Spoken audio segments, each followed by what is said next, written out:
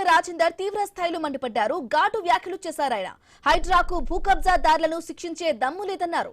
హైడ్రాకు రాజకీయ నాయకుల పేరు ఎత్తే దమ్ము కూడా లేదన్నారు. పేదల ఇళ్లను కూల్చడమే తెలుసని తీవ్ర స్థాయిలో మండిపడ్డారు బీజేపీ ఎంపీ ఈటెల రాజేందర్. పేదవాళ్ళతో గోకున్నోడు ఎప్పుడు బాగుపడడు, గుర్తుపెట్టుకోండి. పేదల ఇల్లు కూల్చినోడు అంతకంతకు బాగుపడడు.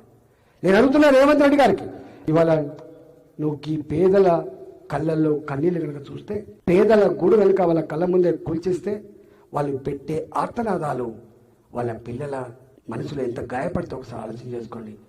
వాళ్ళ పుస్తకాలు అన్నీ ఉంటాయి, వాళ్ళ స్టవ్లు అన్నీ ఉంటాయి, వాళ్ళు కష్టపడి కోసుకుంటే ఫ్యానో గీనో అలానే ఉండిపోయే పరిస్థితి. ఇది ఎవడు చేయడు.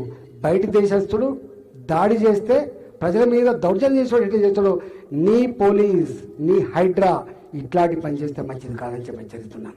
నీ సొంత ప్రజల మీద నువ్వు ఇల్లు కట్టియాలి, నువ్వు ఇల్లు జాగియాలి, నువ్వు వాళ్ళని కాపాడాలి పెద్దన్నలాగా.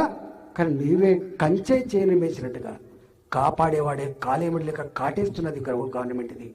ఇది ఇవాళ పరిస్థితి. నాకు తెలిసి ఈ మార్కెట్లో పనిచేసే వాళ్ళంతా ఎక్కడో కరీంనగర్లో, ఎక్కడో మెదక్లో, ఎక్కడో వరంగల్లో పొట్ట చేతి పట్టుకొని వచ్చినాడు. వాళ్ళకు సెంటు వాసన రాదు, వాళ్ళ ఇళ్ళకి పోతే చెమట వాసన మాత్రమే వస్తుంది. గుర్తుపెట్టి చెమట వాసన.